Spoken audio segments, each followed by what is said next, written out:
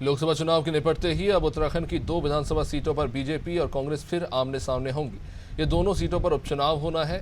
BJP और कांग्रेस की ओर से इन सीटों के लिए प्रत्याशियों के नामांकन दाखिल हो चुके हैं और दोनों ही दल अपनी अपनी जीत का दावा भी कर रहे हैं। ये रिपोर्ट देखिए।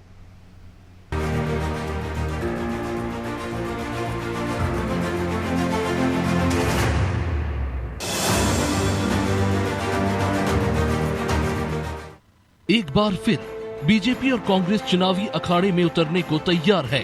उपचुनाव के रण को जीतने के लिए दोनों ही दल ने अपने शूरवीरों को मैदान में उतार दिया है। दरअसल चमोली जिले के बद्रीनाथ विधानसभा सीट और हरिद्वार जिले के मंगलोर विधानसभा सीट पर दोनों ही पार्टियों के प्रत्याशियों ने अपना नामांकन दाखिल कर दिया।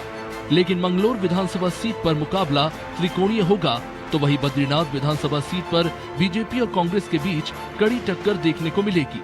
अगर दोनों विधानसभा सीटों की राजनीतिक समीकरण पर बात करें तो मंगलोर विधानसभा सीट शुरू से ही कांग्रेस या फिर बसपा के पक्ष में रही, लिहाजा बीजेपी के लिए इस सीट को जीतना आसान नहीं रहने वाला। वही बद्रीनाथ सीट पर बीजेपी का कब्जा है, इसे जीतने के लिए कांग्रेस एड़ी चोटी का जोर लगाएगी। हालांकि इस बार बीजेपी का दावा है कि वो दोनों ही सीट पर जीत का झंडा फहराएगी। देखिए, ये बात बिल्कुल ठीक है कि मंगलोर विधानसभा हम अभी तक जीते नहीं हैं, लेकिन इस बार हमने एक मजबूत प्रत्याशी वहाँ उतारा है और ऐसे प्रत्याशी उतारा है जो 2 बार हरियाणा से विधायक रहे, कैबिनेट मंत्री रहे, फिर उत्तर प्रदेश से विधायक रहे और उनको सामाजिक कार्यों को करने का, राजनीतिक रूप से किस तरह से क्षेत्र का विकास करना है, इसमें अच्छा अनुभव है। और मंगलोर विधानसभा में पहले भी उन्होंने सामाजिक कार्य किए हैं, तो इस समय जनता उनके साथ में खड़ी दिखाई देती है एक मजबूत प्रत्याशी के रूप में।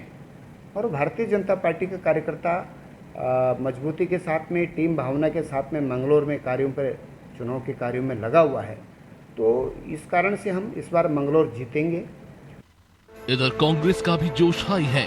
कांग्रेस आरोप लगा रही है कि बीजेपी चुनाव में सत्ता और धन बल का दुरुपयोग करेगी।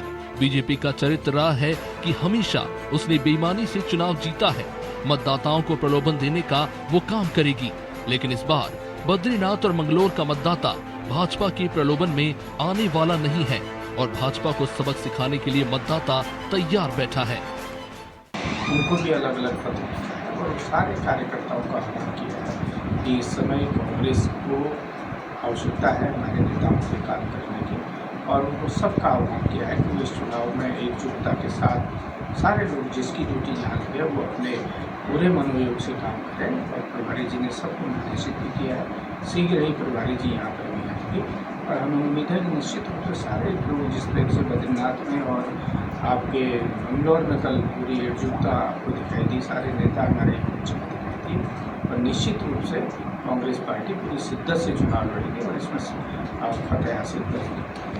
ऐसा माना जाता है कि उपचुनाव के दौरान जिस भी पार्टी की सरकार होती है उस पार्टी के जीतने की संभावना ज्यादा होती है और उत्तराखंड राज्य गठन के बाद से ही यहाँ पर हुए सभी उपचुनाव सत्ताधारी पार्टी ही जीती है। ऐसे में इस बार भी उम्मीद जताई जा रही है कि दोनों ही सीटें बीजेपी जीत सकती है। हालांकि जनता का साथ किसे मिलेगा ये तो नतीजे ही बताएंगे। सोनू सिंह, देहरादून, अनादि टीवी।